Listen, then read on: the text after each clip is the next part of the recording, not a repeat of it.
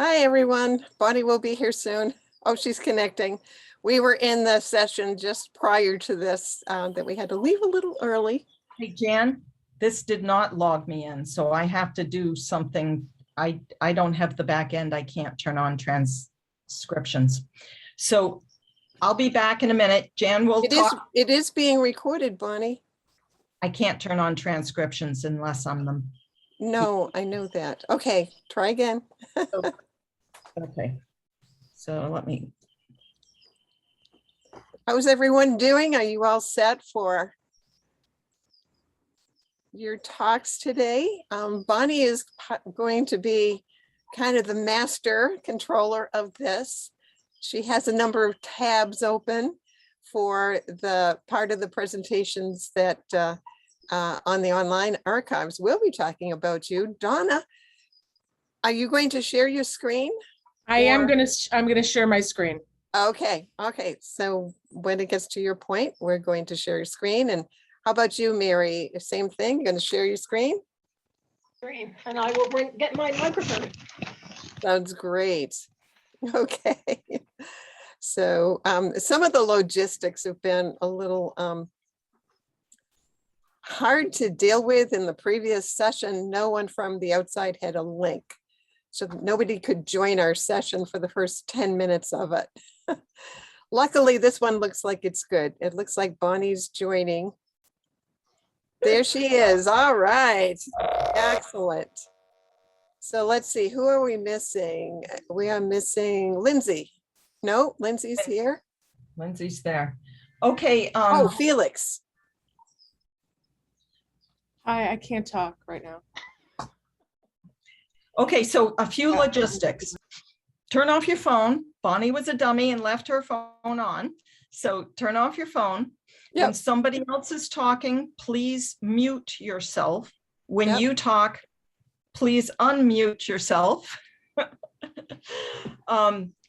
It's very important that if your time is up, you need to wrap it up and just stop. Okay. Right. And so you don't do it in an awkward way. Okay. So like I was at a session earlier, they said, oh, just 10 more seconds. And they went on for 3 more minutes. Right. So just standard presentation rules. You're screwing somebody that comes after you and take too much time. Okay. Because, or we run out of questions and answers. So we will students about 5 minutes each. If you go a little bit over, that's okay. But I'm gonna have a timer here and you may hear a little beep. couple of beeps. That means your 5 minutes, it's time to wrap it up. Okay. I'll put a 15-minute timer on Mary and Donna. And again, just do it in a seamless, nice way. Just, okay, let me jump ahead to, and then go to your, go ahead. Sorry, they were sending me a weird message at that time. Just go ahead to your final slides or just go real quickly through your slides to get to the end. Okay, we do want to leave enough time for questions and answers at the end. So here's the other thing is we're going to start off by just introducing a tiny bit of the topic. And then after that, what we're going to do is hand it over to Mary. Mary, tell them a little bit about your history. I'm not going to read a giant bio. I'm not doing that. Yep.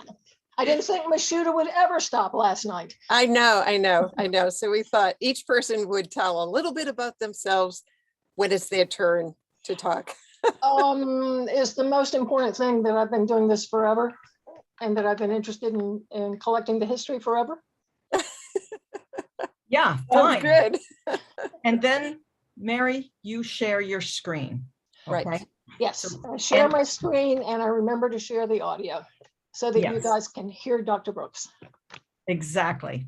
Can I do that right now? You want to practice that? Sure. Yeah. Why don't Wait, you go ahead and do it? let's do the schedule first and then we'll do practice, although we only have a few minutes. So then Jan is going to introduce. Okay, thank you, Mary. Donna, she's going to introduce Now you. we'll hear from Donna. Well, And- tell us about, what should I say? The history of the SIGGRAPH video reviews? Yeah, only and I got it- introduced all that in the beginning, so you can just, Okay. say, we'll, Donna, take it away or whatever. So Oh, yeah, take it it'll away, be Donna. Sure. just some- Okay, and then when you get done, then she's going to introduce Felix, who disappeared again. Yep, Oops. And so hopefully Felix will come will back. be okay. If not, we'll have to fake it through Felix's. And then, so after that, she will introduce each of the students in sequential order, or the order that we discussed. Now, for you students, I'm going to share my screen through the whole thing. Right. I'm going to try, and if you need to say next slide, go ahead and say it, because I don't know what's in your brain. Okay. And so I have the tab set up just like we gave you the links to. And if you want to click on something in addition to what I've got as a tab, then just say click here or whatever. Okay. And then we're going to go to Bonnie, and then we're going to go to Jen, Right. do a little quick wrap up, and then we'll open it up for questions and answers. And everybody is fair game for questions and answers. So Right. Mary, you want to try your audio? Okay. Share sound, share, click down here. I really don't have 21 slides that have real content. This is a record for trinkets in my office. Trinkets. And I hope and expect that there is a trinket for each grandchild to have one. I heard it, although you could turn the audio up just a little. Okay. Try it again. Let's check the volume. Let me see where I do that. My regular audio, probably overall. Yep. Okay. Yeah. I can do that on my keyboard. This is a record of the Okay.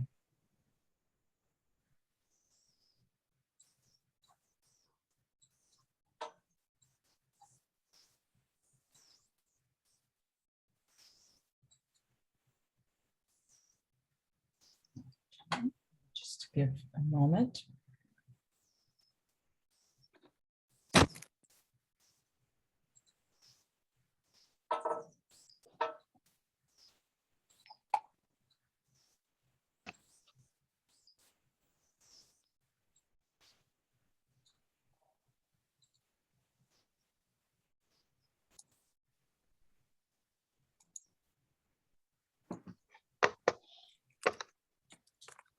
We'll get started in just a minute. We're going to allow a few more people to attend.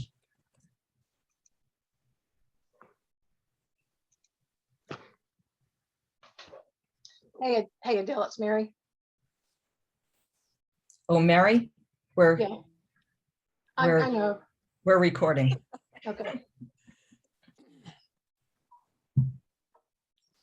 Okay, why don't we go ahead and get started? Welcome. Thank you, everybody, for attending. Today, we're going to be talking about SIGGRAPH history and a new exciting project that's happening in regards to SIGGRAPH history. And so I am very pleased and honored to have some very special pioneer guests with us today. We have Mary Whitten and Donna Pluppis, as well as the team from the SIGGRAPH archives that will be talking a little bit about what they're doing. Now, SIGGRAPH the conference started in 1974. And since then, a lot has changed. And so what we're going to do is just give you a tiny peek into the history of a couple different aspects of SIGGRAPH. Now, computer graphics was like this renegade thing back in the 70s, even in the 60s, and now it's so much a part of our lives that we can't even imagine living without it. And so this session is going to get us thinking a little bit about that past and what we're doing to try and keep that past alive.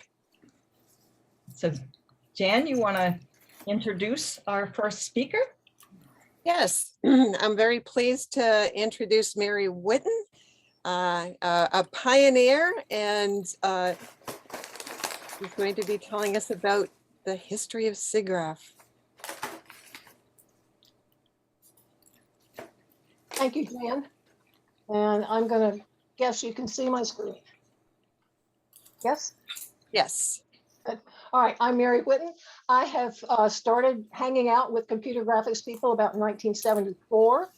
Went back to school in electrical engineering to learn about it when I was 28. So I've been doing this a long time. My first SIGGRAPH was 1977. So in this talk this afternoon, I'm going to give you some context about what the History Committee does and talk about a few of our projects and a few of the techniques we use and some of our collaborating organizations that we work with to help preserve our history. So the committee mission is that we collect, and increasingly we have to figure out what we want to collect, locate it, and then collect it, to curate, because not everything is worth keeping, to preserve, format conversion for movies, you'll hear about that from Donna, photographic records with commentary, and archive. Who's going to keep it? And a huge problem for us is how do we make this available? And that really is what this session is about. So our job is also to document SIGGRAPH's impact, not the things that SIGGRAPH invented and discovered, because that's not what we did, but it's the technologies that we nurtured, the ideas and the people with the ideas. It's much more, this studying impact is much more an academic activity, looking at the technologists. So we're looking for technologists and business people who can look at, figure out what the societal impact was, the business impact was in the context of the technologies that SIGGRAPH nurtured. So I think it's been really fun in this early part of the conference is the number of people who said, SIGGRAPH is my academic home. This is my community. So we need to preserve that. So that's the context. What are we actually doing? Well, folks, we're planning a party. The 50th conference is 2023, and that's cause to celebrate the entire year. We're celebrating not only the conferences, but the rich history of accomplishments of all of the SIGGRAPH activities. They've contributed to growing our field, and they have given us a perspective from which we can look forward. We'll remember our milestones, the technologies, the films, the art, the parties that wowed us, the hardware that gave us new and better ways to generate and interact with our images and the data behind them, and ways to tell our stories. We'll look at the impact, how exposure at SIGGRAPH helped nurture research ideas into whole new industries. And we'll look forward to the technology and application frontiers where, like 50 years ago, the challenges keep computer graphics interesting and exciting. You heard Ed Catmull speak to the frontier is still in front of us in his talk yesterday. So two areas that the History Committee works in are stories and artifacts, things that we collect. People are key to the stories, and the person telling the story and the people who are in the story. This is a frame from one of our new interview series with pioneers and trailblazers. They're telling us how they got involved in graphics and in SIGGRAPH. We're learning what attracted these people to graphics. How did they get involved in science and graphics and computer science and engineering? What we're hoping that what we know about the key influencers on the pioneers then will help us attract the next generation of superstars to our field. This is important as we seek to grow the diversity in our field. There are 15 interviews at least completed. 2 have been edited, coming soon to a YouTube channel. It's important to recognize, I'll just throw up the names of the people who've been working on these interview projects. They go back, 6 or 7 years. And we're pleased to have a distinguished group of people who have worked on them in an interesting set of topics. So we do stories and we do artifacts.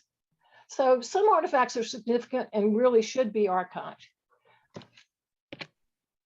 And we call them artifacts, and they could be the subject of serious study, but they're often just fun to look at and remember. So these are the things that exhibits are made of, and exhibits, objects, art, film, maybe the first exposure to SIGGRAPH that some people have. Again, we're wanting to expose and recruit more people to our field. Now, we formally call these things artifact, but that's not how we usually call them. We just talk about our SIGGRAPH stuff. I could not have done it. I made this point in something that's going to be shown at Pioneers tonight. And then Bonnie comes after me. And at the very end of her piece, she says something about my SIGGRAPH stuff. And I thought, yes. So your stuff may be tidy in pictures like this. It may be a cabinet full of well-indexed SIGGRAPH video reviews on magnetic tape, old magnetic tape, that's important. But a lot of it looks more like this. Now, the physical stuff isn't going to disappear unless it's thrown out. But how do we document the stories of those items? Typing in the provenance of each individually can be painful. So here's a technique that worked well for me and Dr. Fred Brooks. I've had the great privilege of working with him for the last 25 years. Gosh, it's 28 now. So Fred stopped coming into the office pretty much in 2017. And there was concern about his personal memorabilia that filled up his office. So we thought, okay, let's just put it out on a table and we'll. This is a record of the trinkets in my office, and I hope and expect that there is a trinket for each grandchild to have one. So it's just that, okay, if we're gonna videotape them, we should also let him talk about them.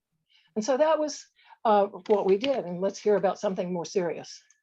This is especially significant because the programming console for Stretch, and this model was given me when I left the project to go to research in 1959. We had decided that we wanted to enable direct programmer debugging on the machine, which didn't make a lot of sense for a supercomputer, except that you need to get your problems to run. So that is quintessential Brooks the toolsmith. You needed to get your problems to run. But it's not all trinkets. Fred has had a lot of paper records. So what happens to these things? People always say, what happens to them? Well, we are really blessed to have close relationships with two very good archiving sites. One of them is Computer History Museum in Mountain View, where much of Dr. Brooks's work is going to. It was dogma in the archiving community for many, many years that you never split a collection. And then we started working with them and we said, but you know, it just doesn't make sense. Are we going to split it or not split it? When you think about Fred's collection, there's the materials from starting the department and running the department at Carolina. There's his IBM papers. There's his research papers. And there's his computer architecture papers. And those have different homes. So some is staying at Carolina. Some will probably end up at the Babbage. Some will go back to IBM. And that is, you can see the boxes go up to number 14 there. Those are his architecture papers that have gone to the Computer History Museum. So the Pioneers in History Committee people are available to give advice if you find yourself with a lot of things and you don't know what to do with them. We've been thinking about this and worrying about it, actually. The other place that we work with is Charles Babbage Institute. They are the official ACM corporate archive. We collected and scanned as many course notes as we could. I think we have over 400 books, and those are the books that have been scanned or are on their way back. Now, if you ever get a chance to tour up there, their archive is in sandstone caverns. The archivist says that there are miles of linear feet of shelving. So our course note boxes, there's 17 boxes. If you don't know bankers boxes, they're your friend in terms of keeping track of your stuff.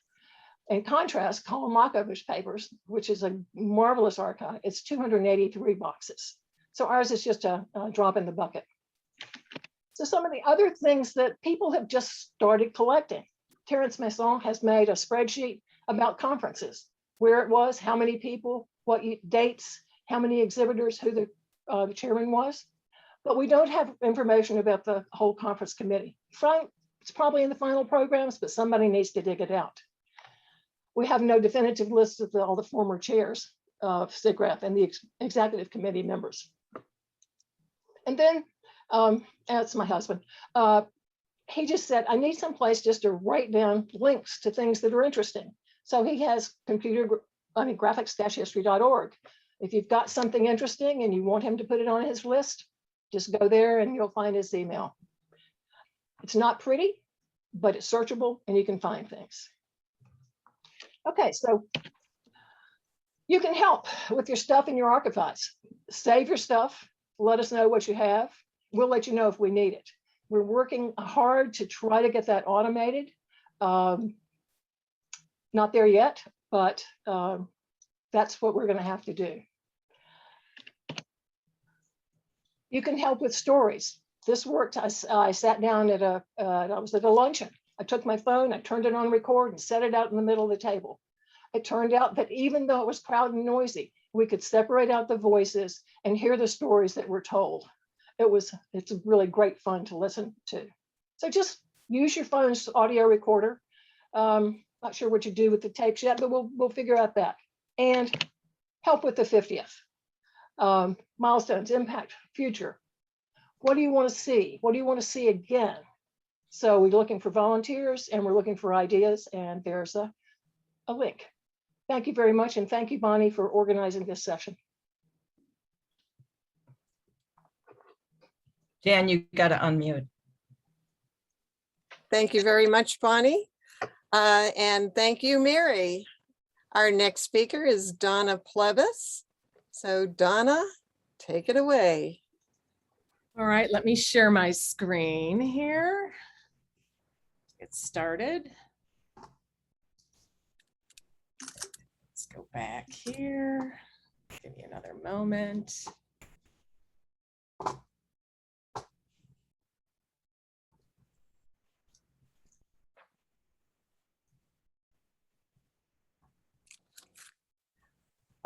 So hi, I'm Donna Plebis, Associate Director with the Electronic Visualization Laboratory at the University of Illinois at Chicago, and the editor and administrator of the SIGGRAPH Video Review.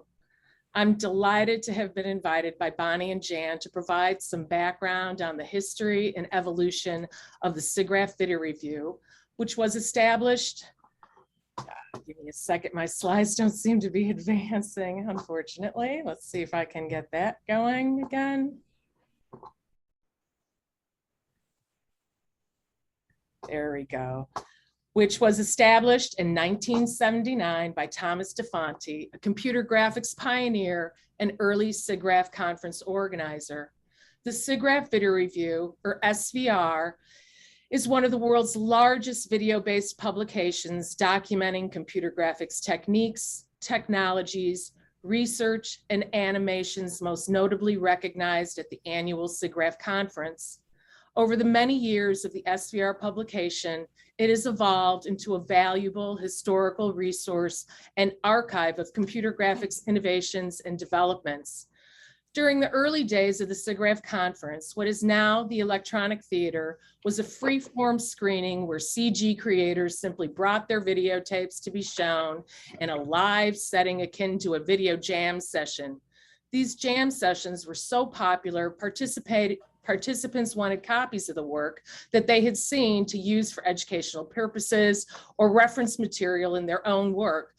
This is what prompted DeFonte to establish the SVR by collecting videotapes after the conference and having materials assembled into a video compilation for publication, distribution in the year following the conference. In 1983, as a graduate student in DeFonte's computer lab, I became involved in producing the SVRs.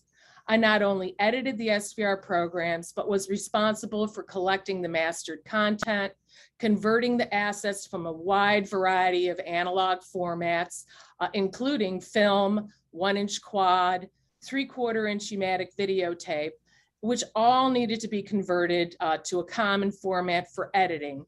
Then I had to verify all the necessary rights and clearances, edit the programs, produce the associated print materials, and finally administer the publication, distribution, and sales of the final product. It's important to note that at this time, the majority of the production processes were manual, with no digital references or resources created or maintained. The model of collecting the videos, curating the programs, and publishing the material post-conference continued until the mid-'80s, when the amount of material being showcased at the conference grew to untenable proportions. In order to best manage the increasing volume of content and to publish the most innovative works, a juried venue was established.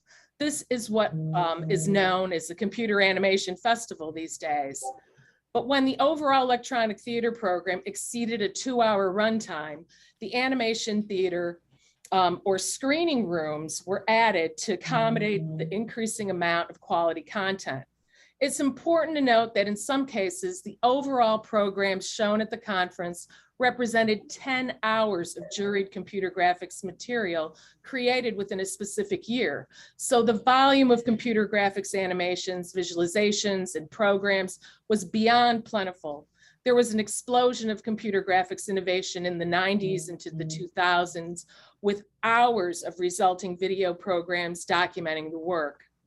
In addition to the SVR program content growing beyond several hours each year, demand to make the published content available on site at the conference, as opposed to several months after the event, required a massive change in production workflow.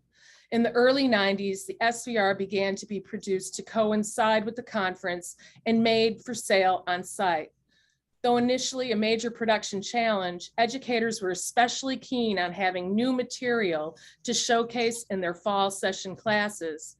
More importantly, this was also a lucrative decision for SIGGRAPH, as SVR sales increased significantly with the more timely availability of the product. But back to the production. Over the past 40 years, I've produced over 195 SIGGRAPH video review issues and have experienced the evolution of technology and its impact firsthand. The SVR was initially produced for distribution on Laserdisc, then 3/4-inch pneumatic videotape, then 1/2-inch VHS, and finally DVD. Many of you are probably too young to recall the 1/2-inch videotape format competition between VHS and Betamax formats, or even HD DVD versus Blu-ray DVD formats.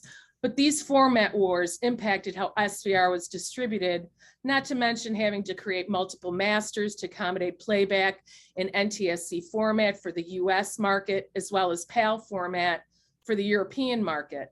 Maintaining these multiple masters was a management nightmare. In 1999, SVR engaged with Toshiba Digital Frontiers to produce the first digital SVR DVDs. For several years, until the DVD format became more widely used, the SVRs had to be published in both VHS and DVD formats, as well as the several formats to accommodate the various region codes. Managing the physical media became exceptionally challenging and costly to maintain. But thankfully, after a couple of years, SVR dropped the 1/2-inch VHS video format as a distribution option, and DVD was the preferred format at the time. That is, until digital download and streaming media via the internet reached the forefront of media distribution. In 2012, the SIGGRAPH Video Review, as once created, ceased production. Digital distribution was well favored over physical media, and what was once the SVR was folded into the ACM Digital Library, accessible to SIGGRAPH members, as well as being included as part of the conference proceeding USB key. The SIGGRAPH Video Review is a publication then evolved into a historical archive. Similarly, one also needs to consider the evolution of the SIGGRAPH conference, where what once was the Computer Animation Festival comprising the electronic and animation theaters has now been pared down to only the electronic theater to give way to more currently relevant venues such as immersive technologies, the virtual reality theater, production sessions, and alike. I'm still involved in the assembly and archiving of the electronic theater content. And it's been, and now I'm really focused on how to best preserve the mastered content. Sorry about that. My PowerPoint doesn't seem to want to advance anymore. And so at any rate, I'm focused on how to best preserve the mastered content in the historic computer graphics media and material that I've amassed over the years. It's been an ongoing process, migrating the masters to modern formats, and even more laborious process, digitizing the assets born digital. The first steps were taken with the help of Stephen Keith, who between 2004 and 2007 digitized many of the SVR issues. He then authored the content originally created for linear video playback into interactive DVDs. This was the point at which became evident that a concerted effort was required to maintain and ultimately preserve the large volume of content collected over the decades. It's been an ongoing process to capture the digitized content, migrating the existing files to modern formats while maintaining multiple copies on disk in secure locations. As hard drives are a volatile medium, uploading the assets to the cloud became a reality a few years ago. With the help of Paul Strauss, a longtime SIGGRAPH organizer and leader, and Aaron Hosier, SIGGRAPH IT administrator, they set up a Google Team Drive to support the SVR repository of digital assets in the cloud. Though this repository is one step closer to preserving the SVR archive, the matter of public accessibility remains a seemingly unsurmountable challenge. Very unfortunately, the rights and permissions obtained for works on the SVR pre-1999 were originally for distribution on videotape or other physical media only, and not for broadcast, so to speak, which could be considered distribution over the internet. As a result, the SVR issues between 1979 and 1999 are only privately available in digitized form. This is one of the many reasons that Bonnie's and Jan's team efforts to building a SIGGRAPH historical catalog to document the many SIGGRAPH works and products is such a critical effort. Though their site will not include the complete video shorts of the SVRs pre-1999 due to the permission issues I described, the repository does archive relevant works, programs, creators, and the contributors responsible for SIGGRAPH's prolific and valuable history. I'm proud to have contributed to the SIGGRAPH video review and in some extraneous way to Bonnie's and Jan's work. Thank you. Thank you. Thank you so much, Donna. That was a wonderful presentation. Let me stop sharing and we can continue on, Jan. Sure. Now, Bonnie and I co-direct the ACM SIGGRAPH History Online Archive, but it would not be possible without the hard work of our students and interns. So you're going to be hearing from the four of them today. The first one will be Felix Bangert, and this is following in a timely fashion because Felix will be talking about animations and the SVRs and how he adds them to the archive. Felix. Well, let me start off first with the overview so that people understand to that point. We were going to do that earlier. Okay, we can do that now. So, okay. So first of all, there's been mention to this online archive. So this is a sneak peek. If you want to go check it out, history.siggraph.org. So very simple URL. You can get there. The history is that this really started in January of this year. And as you go through here, I mean, it's quite amazing the progress that we've made. But I will have to say that it was built on the backbone of this archive that Jan and I have been working on for years with the help of students and interns and a number of volunteers. So we documented the entire SIGGRAPH animation, excuse me, not animation, there's no animations here, but the art show archives. It's almost complete. We are missing some images from the 1980s, but we cloned that. We moved it over to a new site and turned it into the SIGGRAPH History Project. And so with that, Jan, you were gonna Yes. introduce Felix. Well, actually, I'd like if you go to that page and just scroll down a little bit, Bonnie, because I want to acknowledge how grateful we are to SIGGRAPH and ACM for their support of this project. And also, this is a co-sponsored by both the Digital Arts Committee and the History Committee. And you can see our team members there who do fabulous work. You'll hear from them. We're also grateful for the many pioneers who have contributed to this archive, and we'll tell you later how you can get involved and contribute as well. And now Felix, sorry, we jumped ahead of And ourselves. now it's Felix's turn. Go ahead. Great. Hi, everyone. My name is Felix, just one more time. I'm a fourth-year digital arts major at Bowling Green State University. And I kind of got involved in this project because obviously I'm involved in digital arts, I'm studying it. But in the future, I want to create animated films, TV shows, and just kind of work in that general industry. So the fact that I was placed on adding animations to the archive was kind of a perfect job for me. For here to just show you off, we have the year 2001. And what's actually interesting about this year in particular is I was born in 2000. So there are pieces here and there as I went on into the future that I actually recognized kind of subconsciously almost. At the very top of the page, there's a piece called, what is it?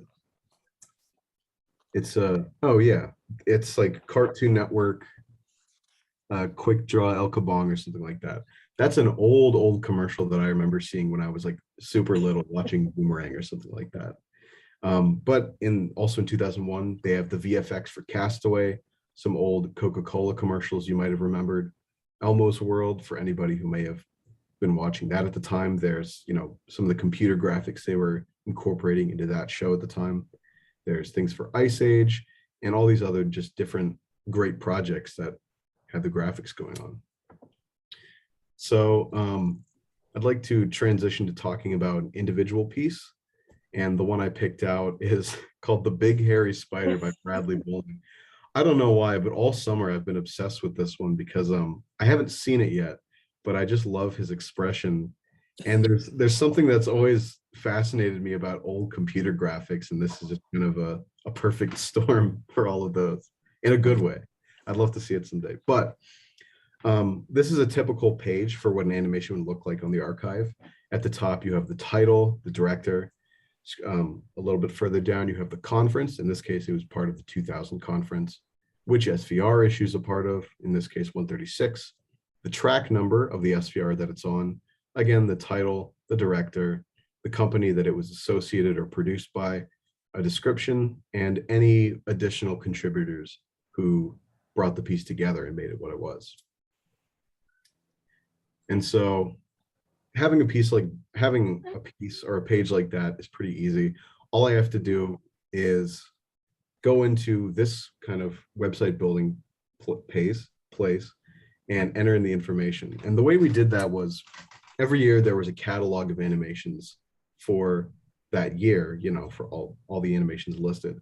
So what my job was to do was to transfer the information from those catalogs into these pages. So at the top, there are boxes I can fill in, the conference year, the SVR issue, track number, animation title, everything that you otherwise would have seen on those pages individually. Okay. Yeah, but I think there's some technical difficulties, but back on those animation adding pages, I can even get more specific down to the time, the length of the animation, the hardware and software that was associated with it, and a lot of other kind of finer details. Now, when it comes to the SVRs, there's obviously 195 of them. In each SVR, even if it has only 8 animations, that's still a huge, huge list. So the way we have the archive set up is there's a page where you can go through and search every single SVR issue, and you can find all the animations that were part of that year right there. Yeah, just 164. Even just for one SVR issue, it's a massive, massive list. But it's just so satisfying to see everything together like that.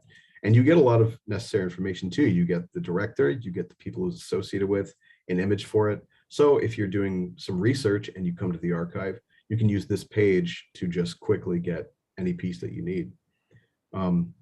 And just to speak to the volume of pieces that we've been adding, I think this summer alone, I added about 1,300 animations, which is just scratching the surface. I think I only was able to do like 8 or 9 years total. And, you know, this is going back to like 70s and 80s, like we mentioned before. So it's been a Herculean task, but I really enjoyed it because I got to not only relive some of these pieces and like find out what they were called again, but also I was able to be introduced to a lot of new things. And I think that's what this archive will be great for. Thank you, Felix. Great. We're next going to hear from Lindsay Sykes, and she'll be talking about courses. Lindsay? Hi, my name is Lindsay Sykes. I am a sophomore at Bowling Green State University. My major is in digital arts. And along in the future, I would like to work in game art as a concept artist. So what I do here is I enter the courses that have been presented at SIGGRAPH. And here's just like all of the courses so far that I've entered. There's roughly 4 pages. And I've entered maybe 400 courses so far. And focusing on just 1 year alone, this is 1992. So here are all of the courses that I've entered for this year. And just to look at like an individual one specifically, here is Radiosity. What I enter is the year of the conference, the course number, title, chair, presenters, the schedule and contents, the abstract, which includes typically like the level of experience that someone should have when attending, who should attend, some of the objectives, and a little bit of a description. We have the contributor as well listed and the location of the contents and the type listed. Now, focusing specifically on the contents and schedule, we actually have a PDF of all of that information. Just to clarify, it is not the entire PDF, but it's just the contents and schedule that's listed. And there it all is. So that's a little bit of what I do. Thank you so much, Lindsay. That's terrific. Now, how is all this possible to see on the website? Well, we're going to hear from Alexa, who works on back-end programming and the interface. And it's up to you now, Alexa. Hi, my name is Alexa Mahajan, and I'm a 3rd-year student at Bowling Green State University, majoring in digital arts and deciding to minor in computer science and math actually because of my experience working on this site. And it's my goal to someday work in the 3D animation industry for feature films. So I joined the archive team back in December, and this project has become extremely personal to me as it's allowed me to realize I don't have to just choose one side of me, the more analytical and mathematical versus the artistic, but there are actually career paths that can allow me to fully use those both sides of myself that I always thought were disparate. And because of that, it has truly been an eye-opening, life-changing experience for me. And I feel extremely grateful and humbled to be a part of this historic conference and community of innovative artists and programmers. So that being said, I'll be taking you through some of our user interface, first starting with SVRs.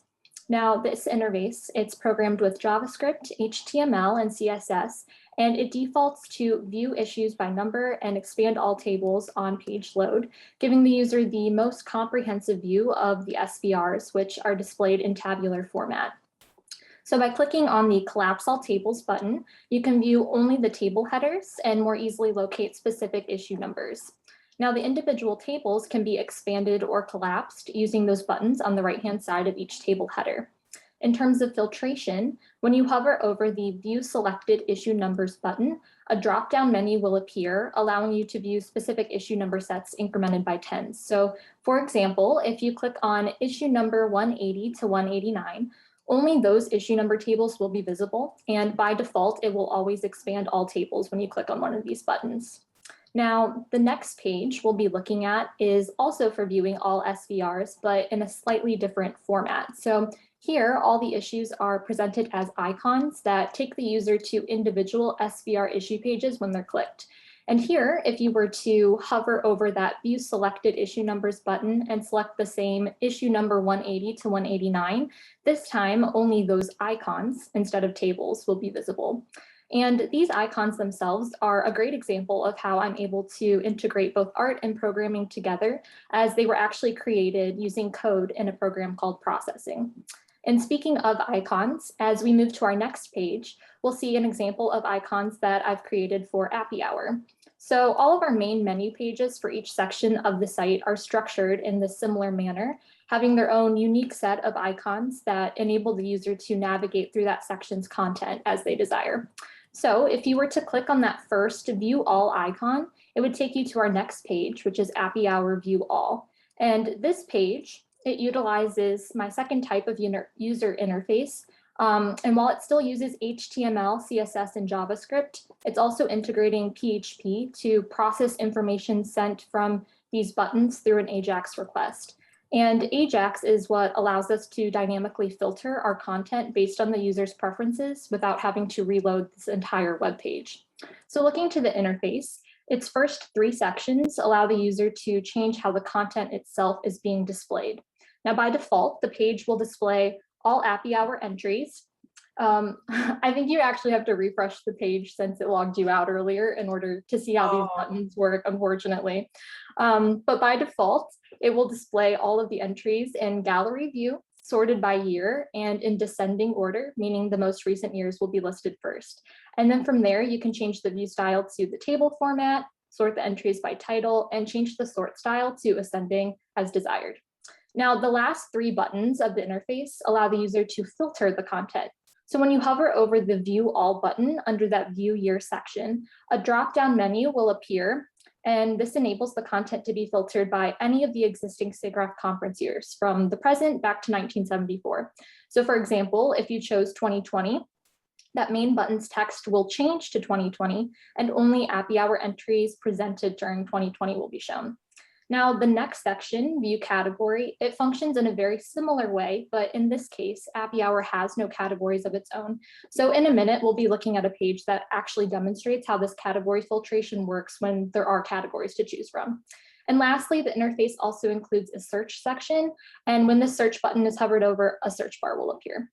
Now, referencing back to the view styles for our content, we can take a quick look at what a typical template for formatting our gallery view looks like by moving to the back end of the site.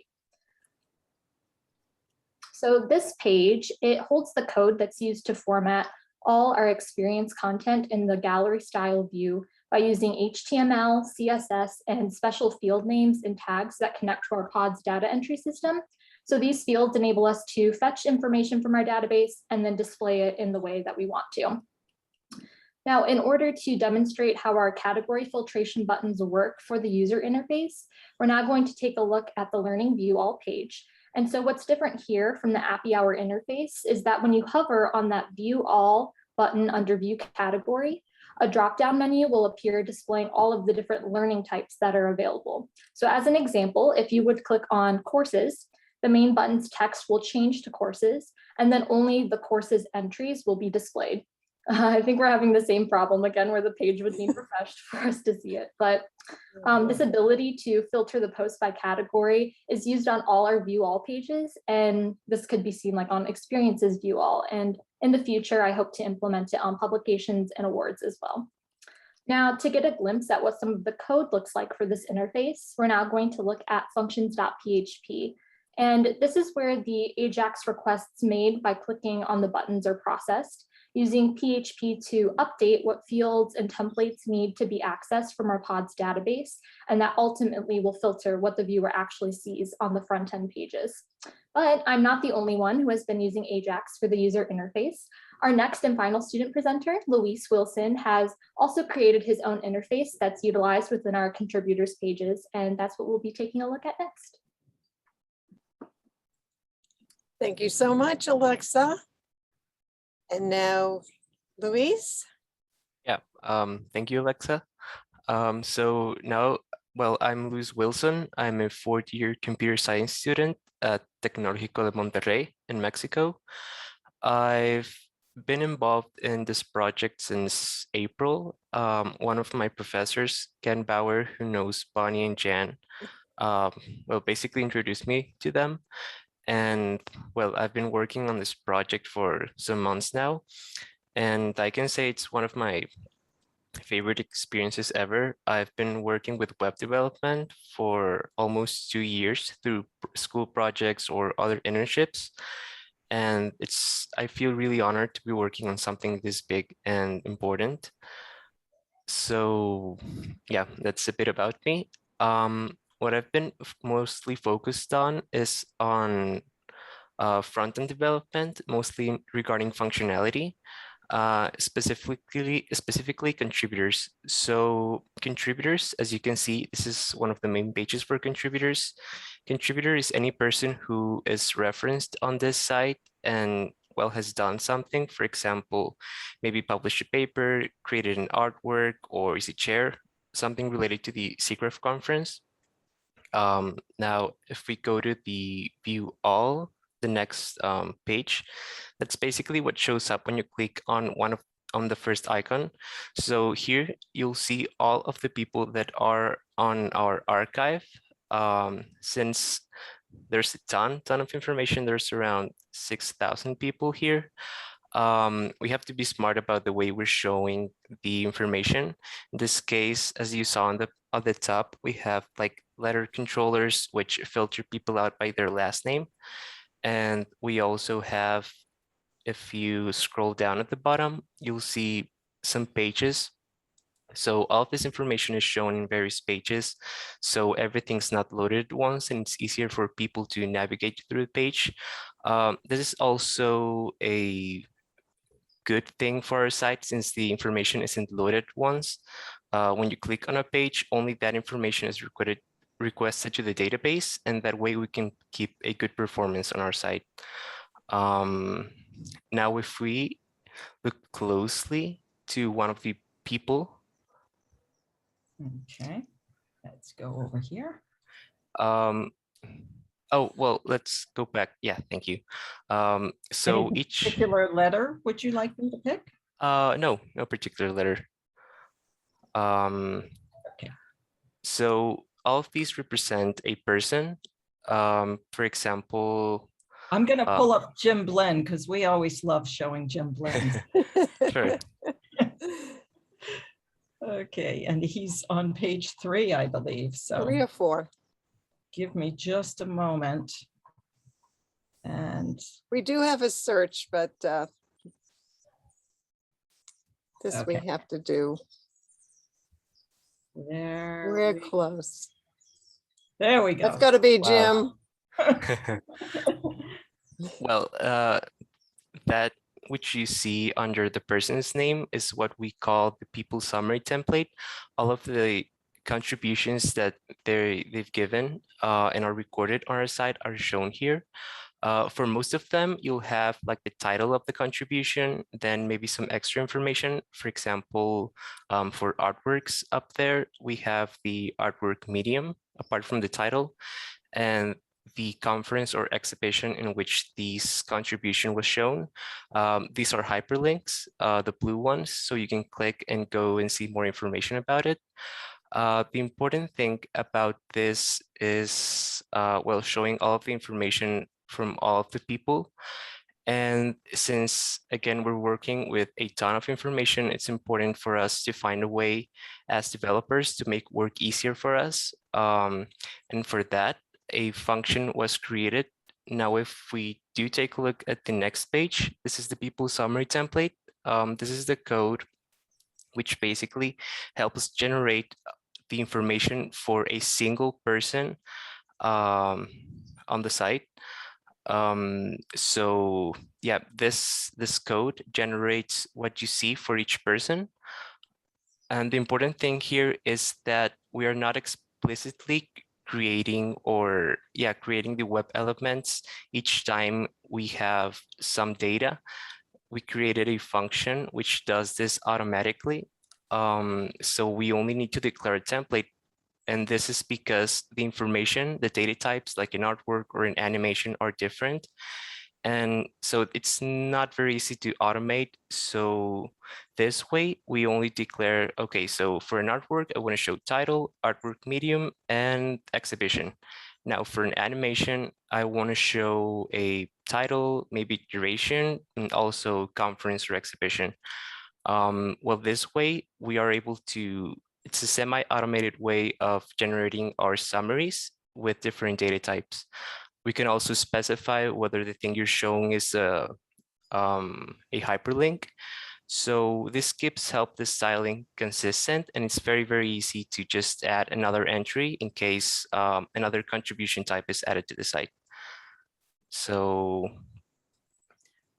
yeah, this is, well, now we're looking at something very similar. You may think it's actually the same page, but it's actually a contributor type now.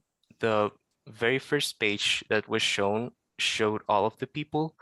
And now, well, since there are many roles for the people, you may not want to see all of them at once.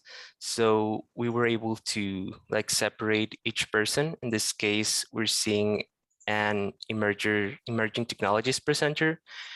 You have the same controls, the letter controllers, the pagination at the end, and we should definitely add a search bar here. The thing is that we actually also created a template for this. So we have our letter controllers, our people summary template, pagination, reusable for many different kinds of people. And this again makes it very easy for us to just add people types and not have to worry about programming something all over again. And it's important to note that all of these things are being created from scratch. We are creating our own web components because we want to minimize dependency on external plugins, which can be added to WordPress. So yeah, we're basically making this our own. So yeah, that's one of the main things I've been working on, which was contributors. Some other small things are, for example, you may have noticed this from one of the other students. These buttons that you see here, these red buttons, we call them the next and previous. I didn't start with the implementation of this, but they weren't compatible with our information framework. So I fixed that. So now you can cycle through posts related, in this case, to SIGGRAPH 2018. When you're navigating, for example, in artwork, you may be interested in seeing things from the same exhibition. So these buttons will very easily just cycle through all of the artworks of that specific year. So that's one good way to navigate through the site. And you may have seen it before. This was also made into a template. So I think it's now implemented in courses and maybe all of our experience data types. So now, last but not least, the view export data. This is very important. We have a ton of information. So we as people want to maybe analyze it or just take a quick look at it and know more about it. And one way is in formats such as maybe CSV or something that you can see on a spreadsheet. And yeah, the export data is going to help with that. There's some progress being made for the people export because we're actually processing the information, so only relevant info is given in the export. And in the next page, we can see an example of a people export. You can see the first and last name of some people, and on the right, you'll see some of their artwork contributions. And this export thing, well, we plan to make like a downloadable file, and the same work is going to help us to make, well, this information is actually being served through an HTTP request. So our information is also, it's possible to like get the information in web requests and do other things with it. So yeah, that's what I've been working on. And yeah, I think it's going well. Okay. Thank you so much, Louise, and kudos to all 4 of these wonderful students. We appreciate your hard work and the amazing things you've done in a very short time. It's really terrific. So now Bonnie is going to talk about a few of the things that are in this archive that we haven't covered so far. So go ahead, Bonnie. Well, as you can imagine, it was a huge undertaking. And sometimes I wake up in the middle of the night and I think, oh, I hope this gets done before I die.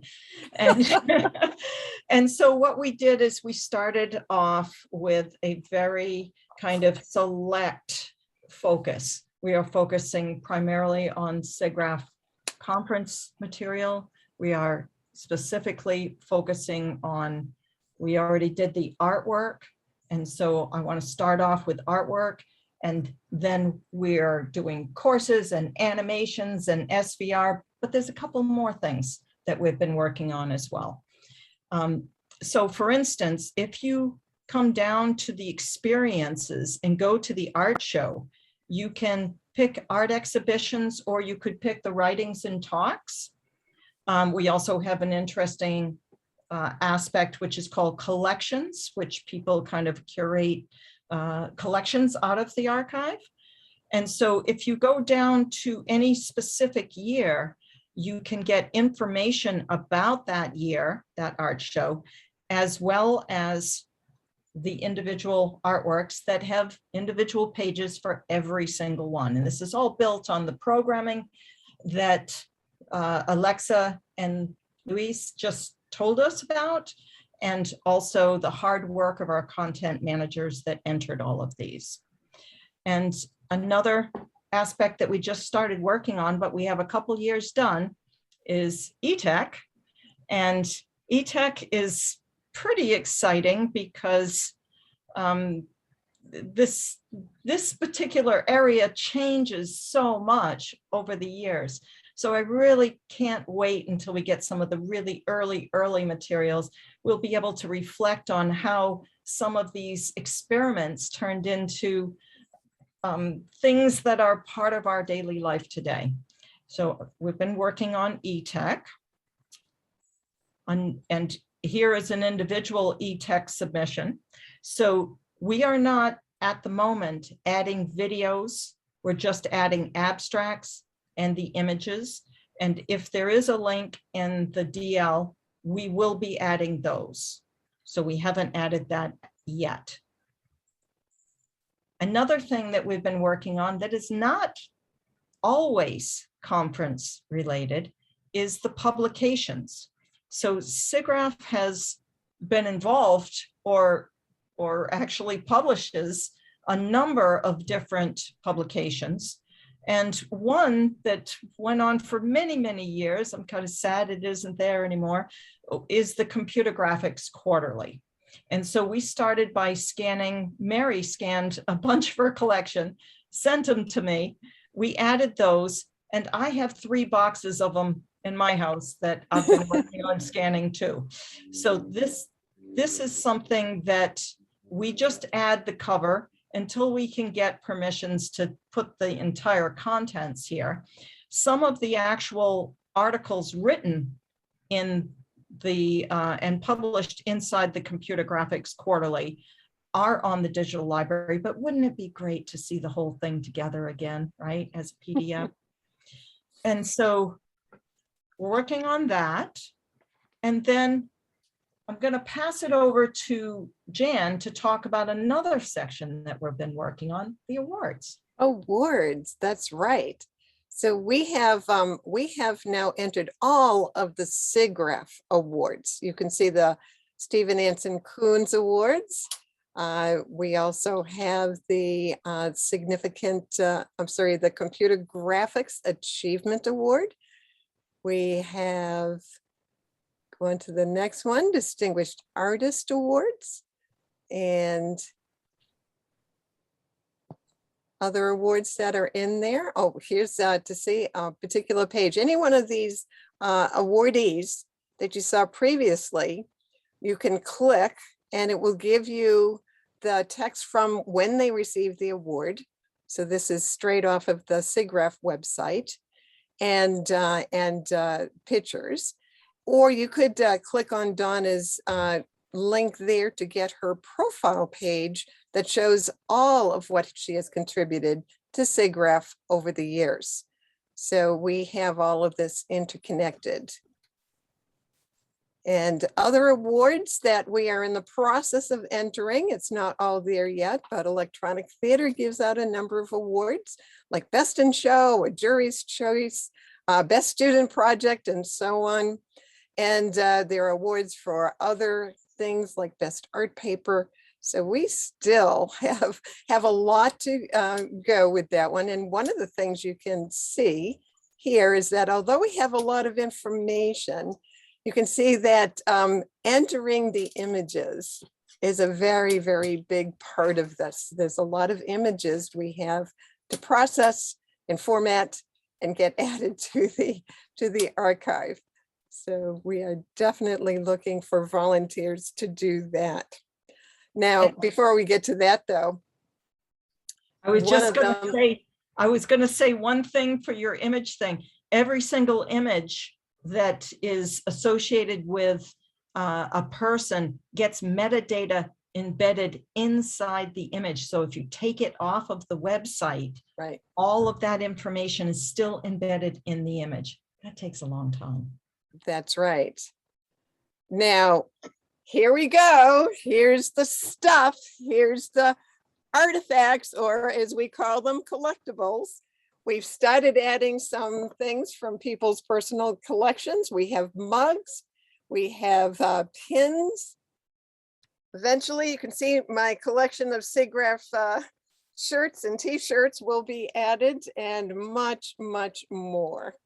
So the fun stuff about going to SIGGRAPH conferences includes, besides the connections you make, but just getting to exchange these fun things.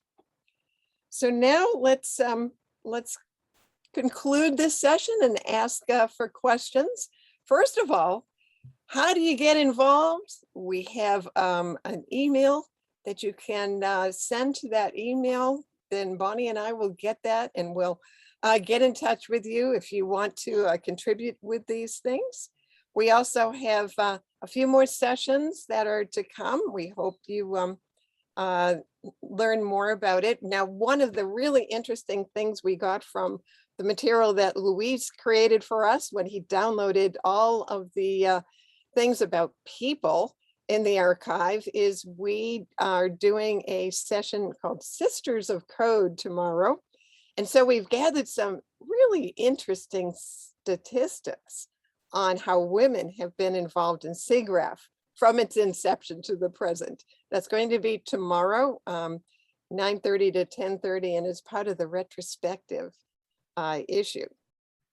We also have a way to sign up or contribute help. You can see there's a URL at the bottom that you can go there and say, hey, I'd like to get involved and here's what I have, and so on. Now, Bonnie, do you want to add anything to this? Well, we'll throw that in the chat right now. And the reason why we made this session an hour and a half, because we really want to spend some time on discussion and hear from people in the audience on their thoughts in regards to how to capture SIGGRAPH's history. And they can be directed at an individual or to the whole group. But before we start with the questions and answers, is there anything that our presenters would like to add? Mary or Donna or the students, did we forget anything? There's another session about making our history public, another of the retrospective sessions. It's late on Thursday. That's right. That's right. And I don't know exactly what its name is. I'm on the panel.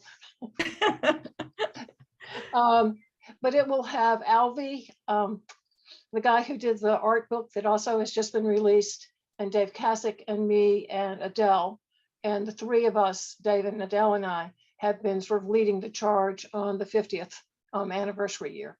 So Dave will talk about broad things, Adele will talk about the interview sessions, and I'll talk about 50th like I always do. Great. Okay, Thank you. let's open it up to audience members. It could be a question or a comment. Does anybody? Okay, so can educators access the SVR repository? This is a question for you, Donna. Well, unfortunately, the Google Team Drive is private, and partially the reason for that is because of the permissions for the content that's pre-1999. And so, you know, if people have personal interests and, you know, they contact me, they are looking for a specific piece or an issue or what have you, I can ensure that the permissions are granted and distribute the digitized content. So it's sort of a, you know, one-off kind of thing. But, you know, to answer the historical archive that you're creating presently really is, I think, can be the portal to any of the material. And so I look at it as, you know, your efforts is really going to be the means to provide educational and historical resources, including the SVRs, to the SIGGRAPH community and constituency.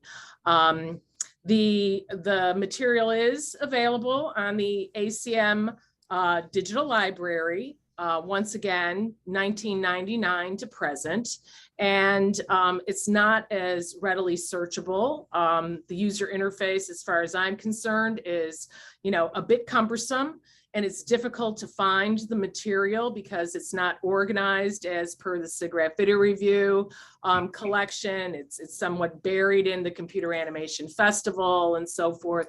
But that material is there and accessible to SIGGRAPH members. But in the future, I'm really hoping that the SIGGRAPH History Archive that you are creating presently is really going to be the definitive portal, not only for the SIGGRAPH Video Reviews, but, you know, Computer Animation Festival clips. Maybe if the material has not does not have permission for the whole piece, potentially there could be a clip there to give some sort of a flavor of the work and so forth. So that could be also beneficial for educators. So I hope that answers the question. I should comment that we have a similar problem about permissions for the content of the courses going way back, because they were also originally no copyrights were transferred to ACM, no rights were transferred to ACM. So despite the fact that the course notes have been scanned, nobody can get at them. If you go to of the Babbage Institute, you can see them. They will bring you a box that has the ones you're interested in. They're actually quite fascinating to look at the series and look at the progression of them. But again, it's another problem. And if we can get the permissions, ever get the permissions straightened out, then I think, again, you're going to be the portal for that material.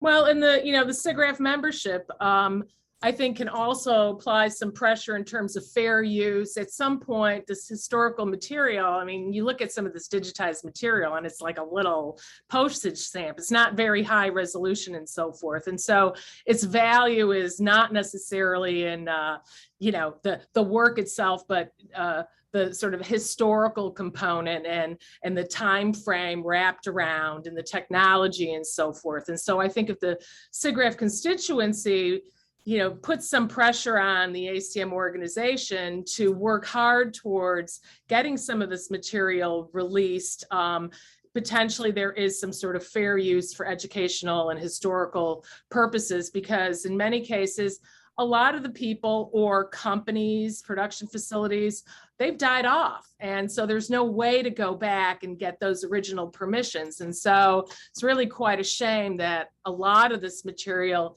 may go unseen by a larger audience. And so I urge those who are interested to sort of, come to the attention of the organization and maybe apply some pressure so that we could look into this and resolve the permission issues.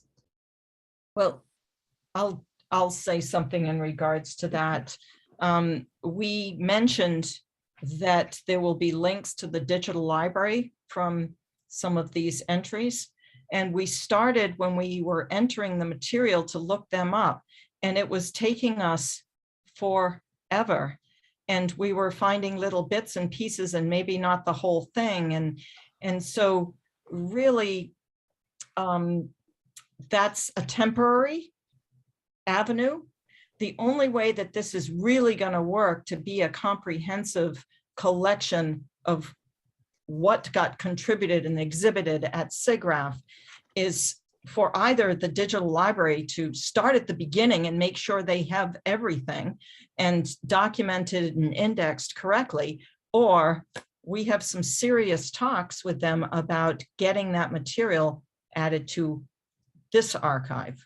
Okay, so this is coming. We know right now we're just operating under the, do what we know we can do without getting in big trouble. And then we trend into that part where, can we put a technical paper online? Right now, they would say absolutely not, but can we put some images that go along with that technical paper? All of these are questions that we still need to resolve, but we're not going to sit back and wait until they're resolved to get started. And so we're moving forward. We're doing the best we can on getting the material there. One thing that is very important about this is that Louise talked a little bit about this, is that we want to connect this with other archives. And he's involved in this discussion with programmers from Brazil right now. And we'll be working with Ars Electronica and some of these other major archives. They're primarily digital art or new media art, but that opens us up to connecting to IEEE or some of the other archives and having this cross connection. So if we can kind of get all that material in one place, that would be a gold mine. And one more thing, and then I'm going to pass that off to somebody else to talk, is that we talked to Cliff, the new web developer for SIGGRAPH, the SIGGRAPH.org website. We had a wonderful, 2-3 hour talk. It was great. And he's really seeing this as being a parallel instead of overlapping website. So they're going to create a brand new SIGGRAPH.org. And if you go hiding, digging around on those hidden pages in SIGGRAPH.org right now, there's the awards are out there and other things that are very conference related. And so he wants to create this cross connection between SIGGRAPH.org and this and not replicate it. And so that's another initiative that you should probably be aware of. We are And- going to have a discussion. There is a roundtable discussion on Thursday morning where we have a number of people from a lot of archives around the world, and we'll be talking about how do we approach this problem of interconnecting archives and exchanging information. You saw a little bit of that in what we have right now, because you can go to an artwork, and since Douglas Dodds created a collection of artworks that are both in the SIGGRAPH Art Show and also in the V&A Museum, the Victoria and Albert Museum, we have a link between our SIGGRAPH archive artwork and that piece that is in that museum. And I'm also struck by the session earlier on museums that would be nice to be able to tie into their collections as well. So it's And fun sa- stuff. Sadly, though, many of the works that Douglas Dodd connected between the SIGGRAPH archive and the V&A collection were donated by Patrick Prince, who was very seminal in her involvement in the SIGGRAPH art shows and SIGGRAPH in general. Early on, she just passed away in April. Right. There will be a memorial later in the week. So Bob Holzman and Patrick Prince both passed away. So there'll be a memorial for both of them. Okay, let's go to the chat and pull out some questions. There is a question about funding. How is this funded? And so I guess I will say that it's got a little bit of, it operates as a volunteer effort. And also there is, occasionally we have funding to get the students involved, you know, give them a little, you know, put a little food on their table while they're programming all day or adding content all night.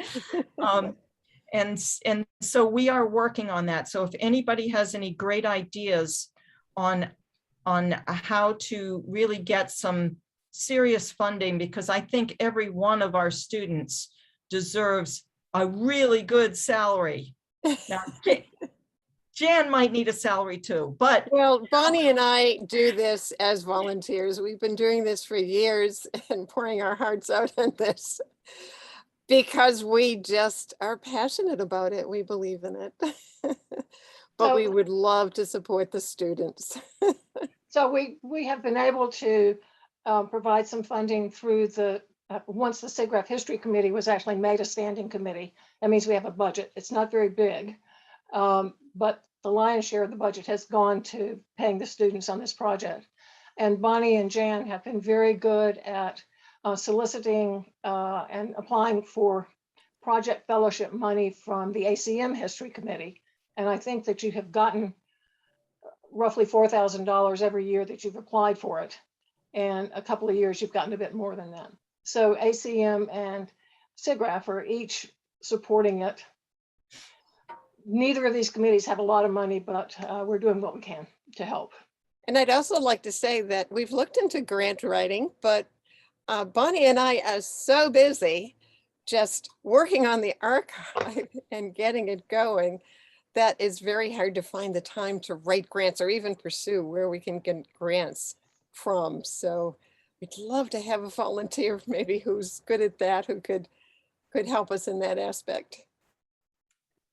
If anybody else has a question or comment, go ahead and throw it in the chat or speak up.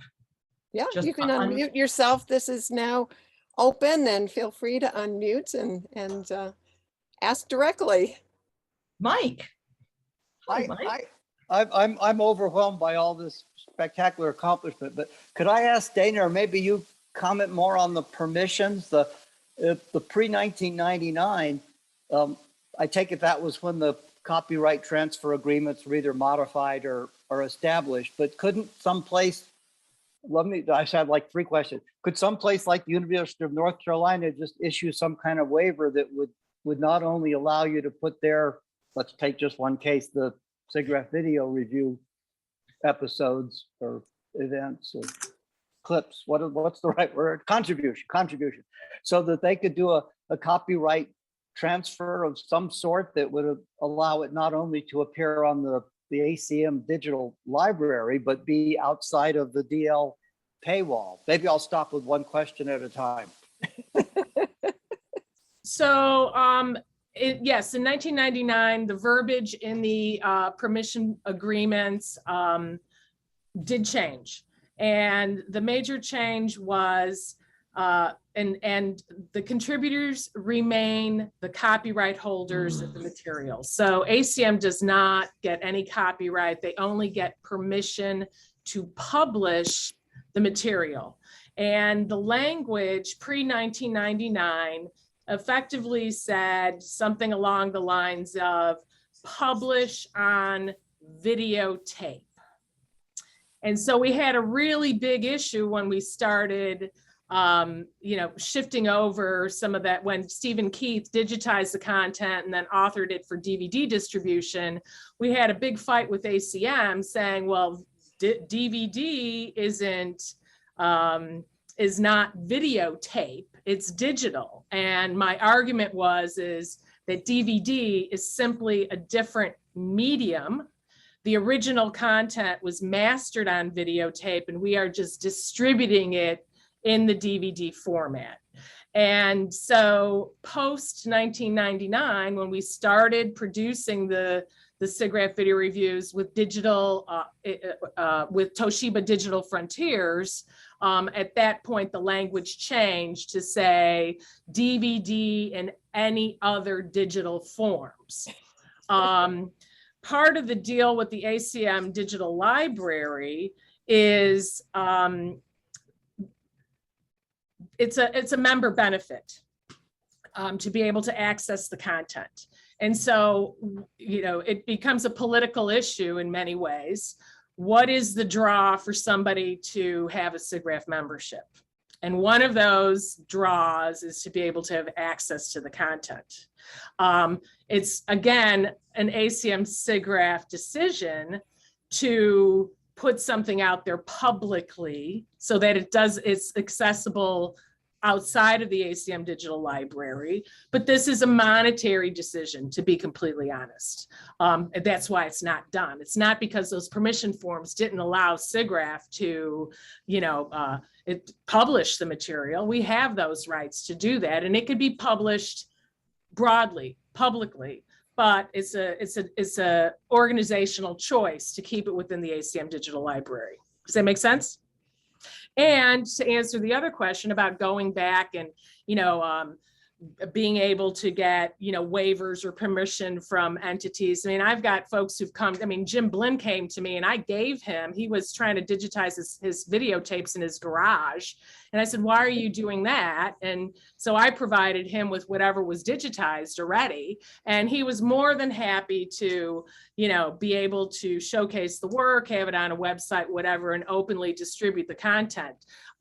So yes, of course, there's those issues that are permissions that are readily available. My approach would be put it all out there as an educational historical resource with a disclaimer at the top of the webpage or whatever to say, if you are a contributor, you do not want your material to be posted with the intention of it being educational and historical, please contact us and we will, cease and desist or remove your material or what have you. So I would vote for erring on putting everything out there with a disclaimer and, being proactive about removing content. And I could probably guarantee you, you're not going to get a whole lot of people arguing about their material being accessible as a historical reference. But, that's just my opinion. The organization isn't buying that at all. Well, I've worked with a local UCSD professor who's an expert on, and librarian who's an expert on orphaned works, which some of these might qualify as. So he's republished some books of local history that he was able to determine were orphan works. These are probably too new for that, and the copyright law has changed. But your answer seems to be that if the University of North Carolina wanted to make their material available to anyone, they would probably host it themselves, which has its own challenges, and then you would have a link to their site, which keeping those updated has even more challenges rather than trying to get it outside of the ACM DL paywall. Is that a good summary? That's a very good summary.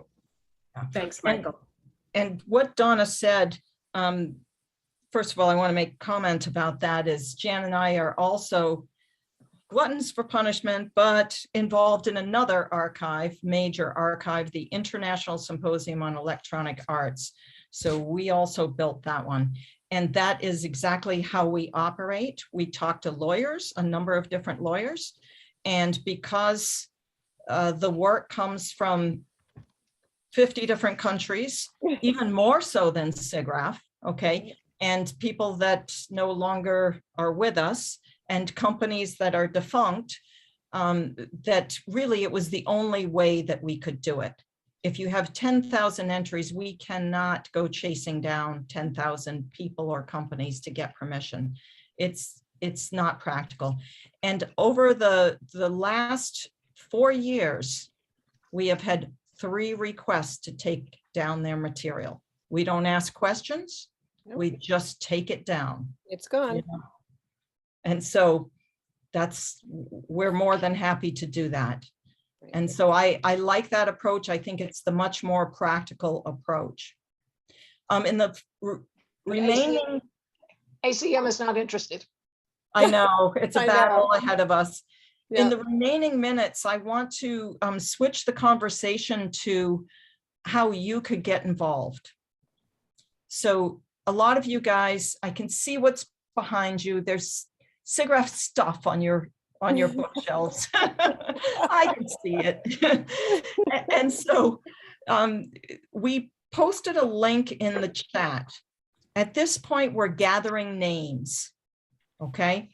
Now, there are people that really are very actively involved right now, and we have very specific things that they're working on. So for instance, Maxine Brown is scanning all kinds of materials from her collection.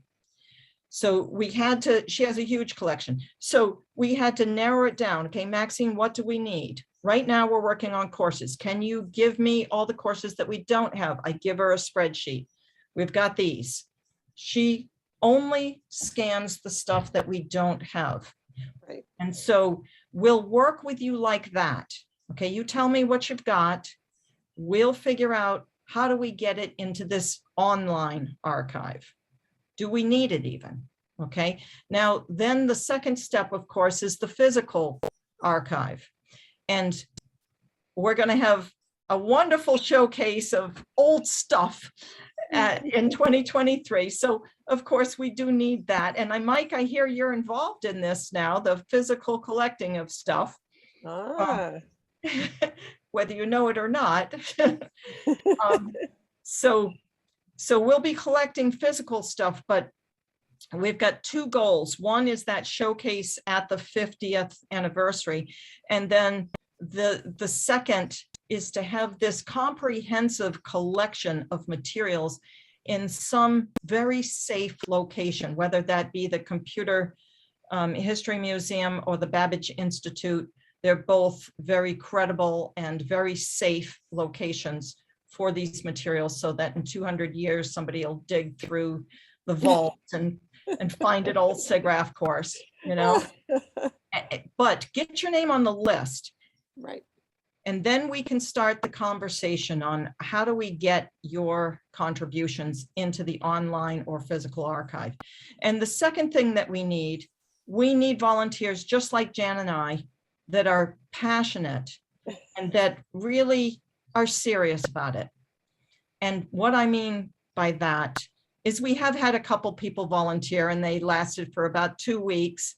And then it's like, oh, well, you know, I got a full-time job, or, you know, I don't know, they just disappear. Or they disappear. Maybe we scare them. We're really friendly, aren't we? Students, are we? Yeah, I think we're friendly. Yeah. But we need more people, okay? We need somebody to say, you know, I was involved with posters for many years. I will spearhead the addition of the posters to the site.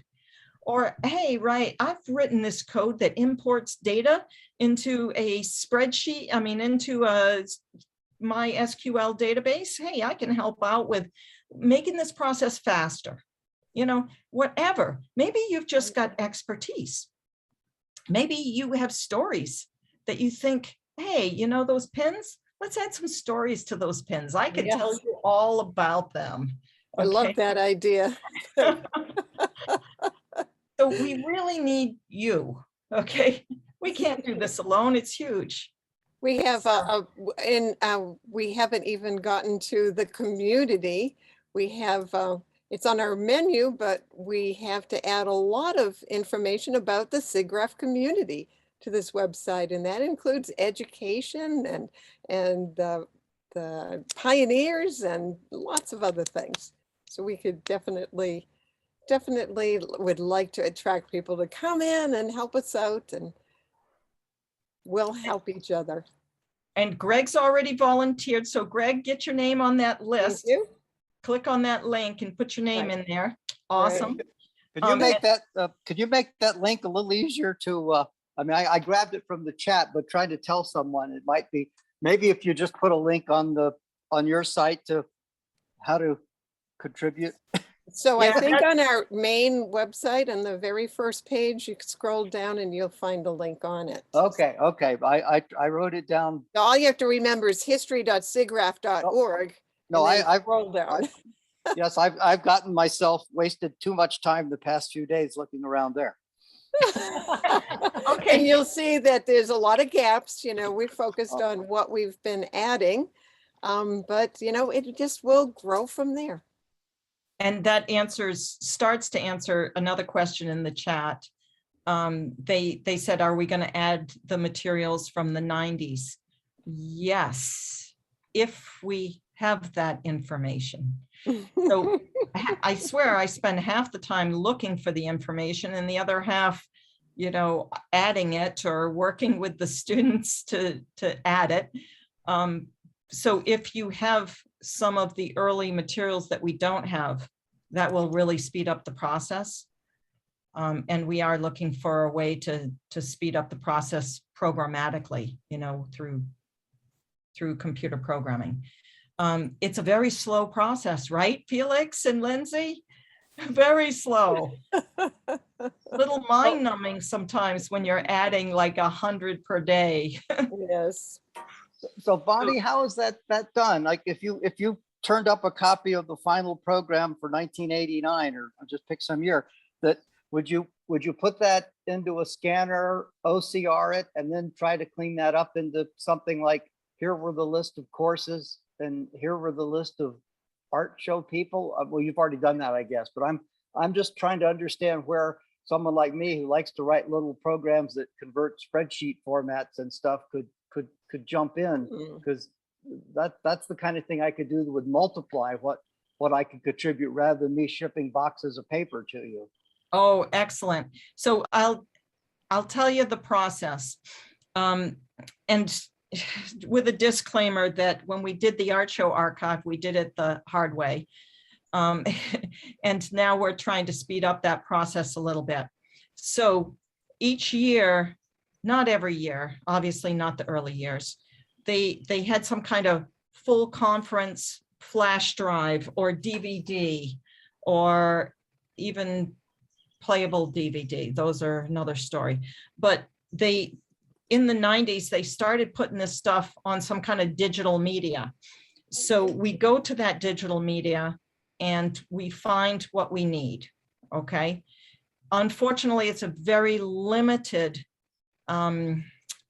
offering to us. For instance, all the e-texts do not have bios for any of the people. It just has one PDF per e-tech entry. So that's one way. The other way, let's go back to the beginning. Mary got us started on this. Mary had somebody scan all of the course books, the whole thing, okay? Unfortunately, they didn't scan the cover most of the time.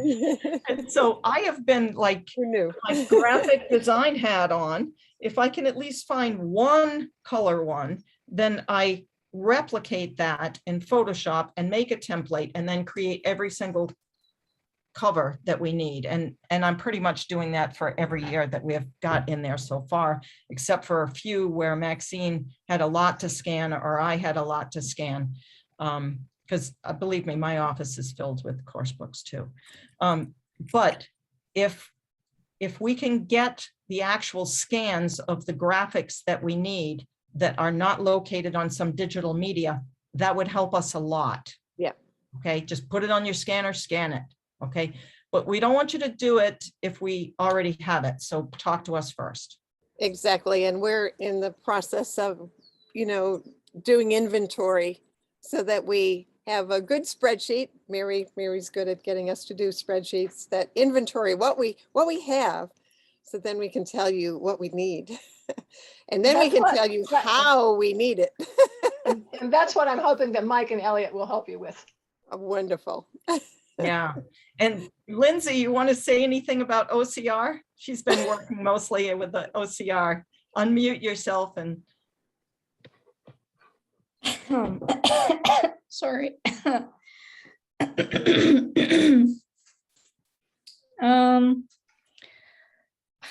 Oh geez. put her on the spot. Sorry. Are you Your eyes having, are crossed from looking at OCR.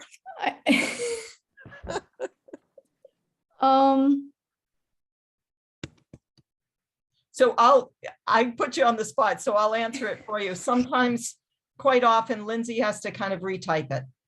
Oh, yes, yes.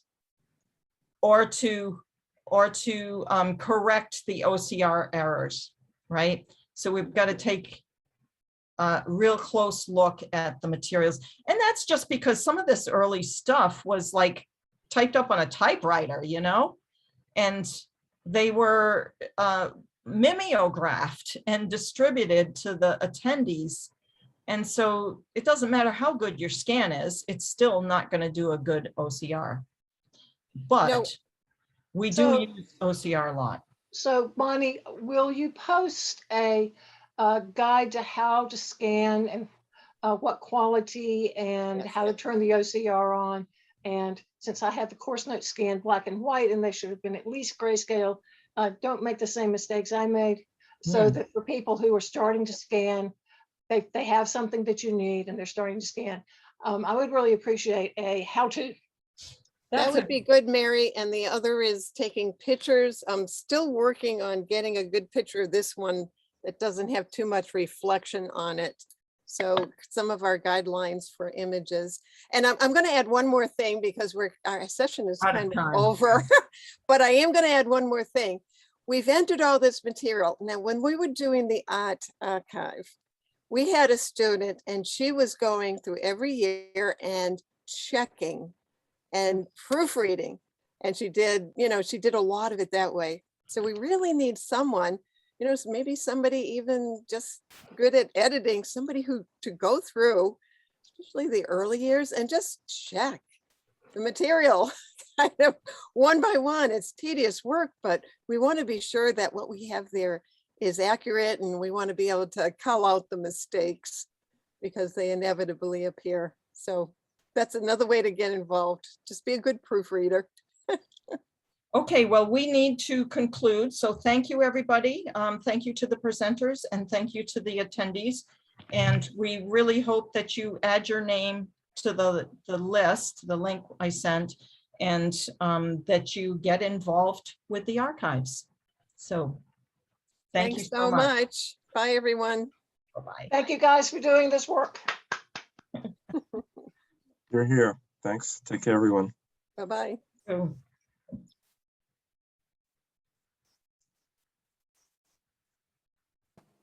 This is really impressive. Thank you, thank you, thank you, thank you. Thank you so much, Jim.